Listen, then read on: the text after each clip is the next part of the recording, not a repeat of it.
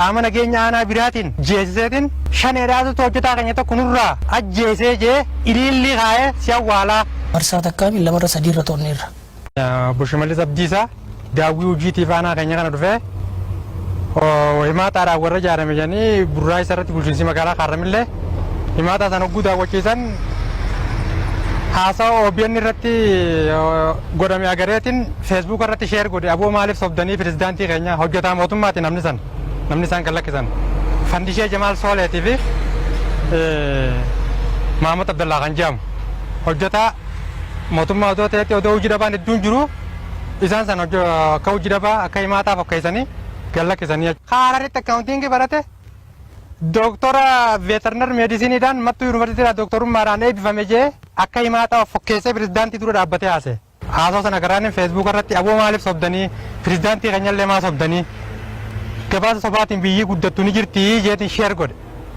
An sheer goonaan heeruma san bulchaan irra bilbilee ganama guu waajjira dhaqu na hidhan jechuu bulchaan na haameeti sijjeeseetiin qaama nageenya aanaa biraatiin sijjeesiseetiin shaneedhaatu hojjetaa keenya tokko nurraa ajjeesee jee iliilli kaa'ee si awwaalaa siiboo yaanaan jee jechuudha. Halkan milishaa natti ergan zaa 8tti milishaa kana ogguu natti ergan beheetiin mana fincaanii keessa dhaabbadhee dhaggeeffadhan haadha mana kiyyaa dhufanii banii janiin hin banuu inni jiru yennaan bulchaa akkana inni jiru jaartiin nurraa banuu diddee janiin isuma hulaa cabsaa fidaa janiin.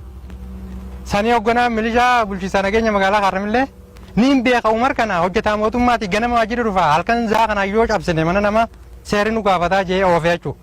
Ganama zaa kudha takka odoon bariin halkan akkasuma bulee rooba keessa deemaa bulee godina dhaqee bulchaa godina Harargee baatti himadhee isa achirra narraa dhaabbatee jechuudha. Ramaddii kiyyaguun ol deebu irra jiru haasaa jeeni guyyaa 29 na hidhe. Akkanumatti shoorarkee isaadha jee odoo ragaan tokko narra hin jirre. Ramaddii waajjira qonnaa naa kanan bakka gittinni qiyyan barnoonni qiyyan ilaallan.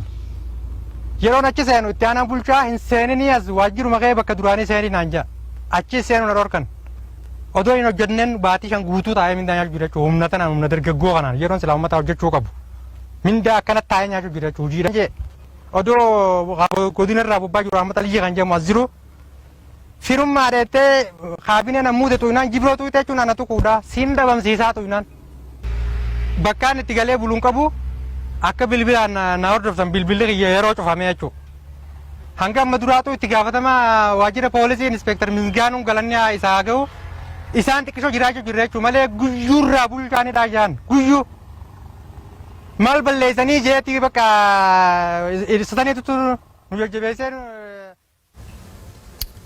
Isin duratti kana nuu kaaftan namoonni waan dhugaa dubbataniif aanaa kennatti hin jiru tu hin jiru kun hin ta'u anatu wabii darbaa fi jettan namoonni kun garuu gabaasa sobaa reefu jenne san ka isinis amantan sobaa maaliif sobdanii waan isinin jedhaniif sadarkaa kanatti dararri irra ga'e dhugaadha wanni inni jedhu kun hin to'atamne to'atameera maaliif to'atame marsaa takkaami lamarra sadiirra toonneerra. Yoomi faga yoomi to'attan. Wanni to'anneef. Yoomi hanga yoomitti. Yeroo adda addaati kan to'anne. Abatti yaadachuun kanaaf sababa kanaaf. Sababa kanaaf himte kan to'anne. Sababa maaliiti? Sababni itti to'anneef rakkoo alnaamsummaa nageenya irratti inni uumaa jiru. Nageenya maali? Fakkeenyaaf FB'dhaan si garsiisuu hin danda'a. Wantoota inni maxxansaa ture. Lakki asirratti kan ibsu waan akkasiin jedhu waan ta'eef ragaawwan mana murtii akkasumas immoo waajjira poolisii irraa kennaman saniin agarsiisan. Kun namni kun hojjetaa keessan ture. Kun taaqaawwa hojjetaa ture. Amma eessa hojjetaara? Dhimmichi isaa kan waraqaadhaan hojjetu. Amma eessa hojjetaara? Kan waraqaadhaan hojjetu qabatu kana durarratti anis yaada kiyyaa. Eessa kan hojjetaara? Yaada kiyyaa baaf dhawaan nagaa battee. Hojjetaan kun eessa hojjetaara? Inni ramaddiin isaa qonnatti kennameef. Maali ogummaan isaa? Ogummaan isaa taaqaawwadha ICTdhaan. Qonnarraa maal hojjeta? Waajjira qonnaa keessa kutaan harlesiitu jira. Sistema irratti kana koree ramaddiidhaan ilaaltee riiformiidhaan seektaroonni ol jala deebi'an jira. Caaseeffamaaree gurmaa'insaaree mootummaan gadi buuseetu jira. Yoomi kan to'attanam fakkeenyaaf yoomi hanga yoomitti waajjira poolisii tursiiftan. Yeroowwan adda addaatti to'atamaa ture. Inni tokkoffaatu sababa kan fakkeenyaaf guyyaa hagana hanga hagana sababa kanaan yeroo akkasii sababa kanaan. Sii tuquuf hin deema bara.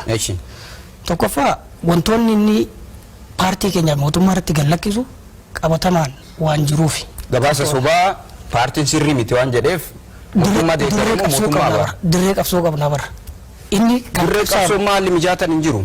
Argineedha guddiftanis sobdu. Sadarkaa sanitti namni kun sobaa wanni kun hin ta'u jedhee hanga yoo sodaachifamu ta'e dirreen qabsoo isin ittiin nama ittiin hin to'anne. Dirree qabsoo irratti kan qabsoofnu waltajjii dilee qabna sadarkaadhaan taasifamee akka miseensaatti akka mootummaatti gaggeeffama. Achirratti yaada isaa ifatti kannaati kan jiru. Ni qabsaa'u qabsoonni jirtu moo kan jiru qaboolee yaa'ii teenya ilaalamuu dandeessisa. Kan sadarkaanaatti gaggeessaa turre. Gaafa 14 tokko 2017 bara meeqa? 2017 akkasii kan to'atame hanga gaafa 13 duwwaa 2017 kana nama dhuunfaatu yerootti bane lakki bara 2017 keessa kan himatame kan ta'e kun akkasittiin ibsu waajirri poolisii guyyaa ganaaf nu bira tursiifattanii jedha gadhiifneedha. Asitti immoo deebii kennaan waajira aanaa gooroo guutuedha. Mana murtiiti. 20/1/2017 barreesseen ajaja deebiseen fuula tokkoon galmee kanaan wal qabsiiseedha. Dhaddachi yaada abbaa langaa fi deebii dhiyaate erga ilaalee booda shakkamaan yakka shororkeessummaan shakkame kan qabame waan ta'eef akkasumas yakki itti shakkame nageenya biyyaa waliin wal qabatu waan ta'eef shakkamaan wabii kan itti dhoowwatame.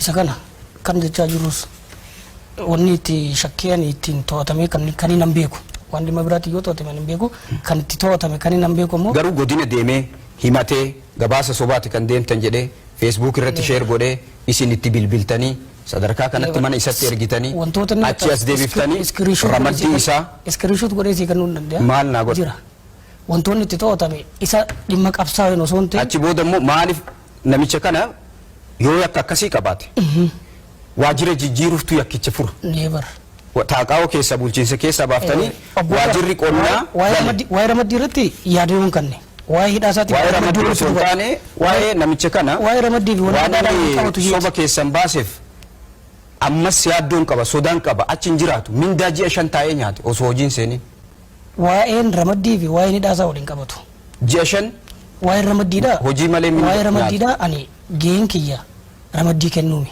ramaddii kan kennu koreedha koree ramaddiitu jira riformicha mootummaa yakka kana nama hojjete ammas hojjataa keessan eeyyen asumaa himattu asumaan shoorar keessa jettuun asumaan ramaddanii waajira keessa hojjeta asimmoo himannaa shoorar keessatu itti banama ilaalchoota inni calaqqisiisaa achirratti gallakkisaa jiruun maali ilaalchu shoorar keessa ilaalchoonni inni gallakkisaa jiru achirratti maali wantoota toora keenyarraa faallaa ta'anii fi diina deeggaru maal akkamiin bilisa bayre so isa kanarratti qabatamaan wanni akkamiin bilisa bay isa kan baasu gaa mana murtiitti nuti himatti bannaami kanaafuu namni kun manni murtii yakka kanaan hin himanne mana murtii irratti bilisa baasuu danda'a manni murtii yakka kana namni kun hin qabu ragaa itti dhiyeeffatuu hin dandeenye isinii bilisa baase eeyyee nus yeroo maarree nama kana akkamitti yakkama jettanii yeroo adda addaas shakkamuu danda'a eegaa shakkama garuu immoo yakkamaa miti namni kun yakka kana keessaa bilisa jedhamee erga bahe booda kanaaf hojiirraa gaggeessuu hin qabnu kantiis kanaafuu hojiirraa gaggeessuu hin qabnu hojiirraa gaggeessuu miti xiqqoo achisiisitan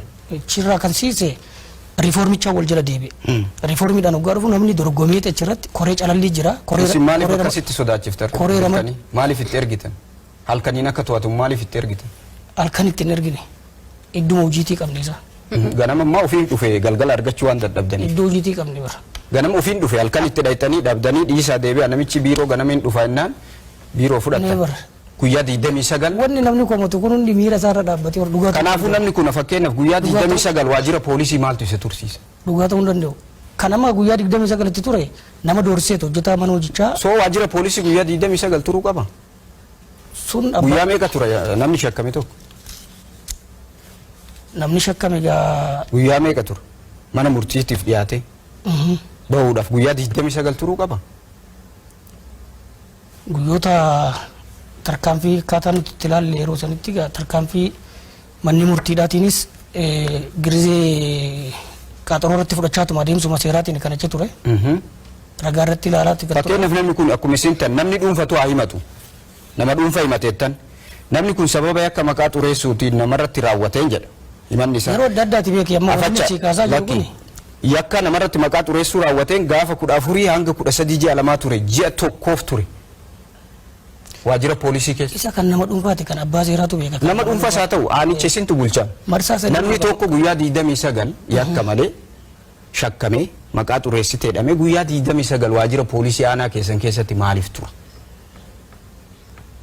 Salaallee wanni irra deebinee ilaalu jira akka qaawwatti wanni ni fudhadhu. Eessa jira amman? Inni tu eessa jira? Ani ana jiratti hin beeka. Amma sodaachifameera doorsifameera na hordofaa jedhee direedhaatti galeera. Eenyu kan sodaachisu? Bulchiinsa keessan. Maanni as bararra ilamu kan sodaachisu. Waliin turre yeroo kootti jedhanii qabuuf yaalii taasisan waliin turre hooggansi keessan interview ergi yaadanuuf kennee booddee kootti jedhanii milishaan yeroo waamee isaantu si waamaa jira jedhan kantiibaan keessan yeroo hordofaa ture an biran ture jira viidiyoon isaas ilaaluun ni danda'ama kanaaf sodaatee inni ammas hin jiru jechuun magaalaa keessan hin jiru. Namni isa tokko hin jiru ani kanaasumaan waada galuu. Kanaaf iyyuu amma. Ayyee waadaa yoo galtan ni hordofna namni kun hojjetaa keessanii OBN ni hordofa namni kun wanni irra gahu hin jiru jettanii mirgi isaatiif dubbatame yookiin sababa garagaraan hidhame jettanii kana booda hojii itti fufa wanni ammatti yakkaan itti isin himachiisu hin jiru. Kanaafuu ni hordofna namni kun gara hojii isaatti deebi'uu danda'a jechuudha. Hojii isaatti deebi'uu qaba wantoota irraa bilisoomu qabus bilisoomu qaba. Mee xumurreera viidiyoo gabaabduu kana garuu daawwannee yaada isaa osoo